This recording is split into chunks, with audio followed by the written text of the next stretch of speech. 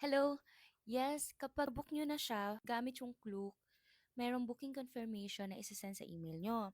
And then, after that, makikita nyo dyan kung kailan yung booking date nyo, kung ilan kayo, like yan, nakalagay dyan, 4 kami, di ba? Tapos kung sino yung nag-book. So, ako yung nag-book niyan, so nakalagay yung name ko.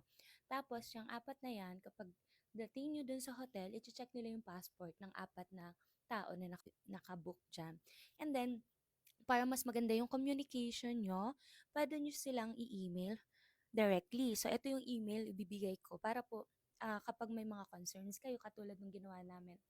Late na kami, late na kami darating. So, sinabihan ko na sila na ah, late kami darating. And then, if pwede bang iiwan namin yung bag namin sa hotel after sa morning kasi pupunta kaming Macau, parang ganon. And then, meron ba silang, ang dami kong tinatanong doon. So, pwede kayong magtanong directly sa kanila kasi nagre-reply sila. Ito yung email.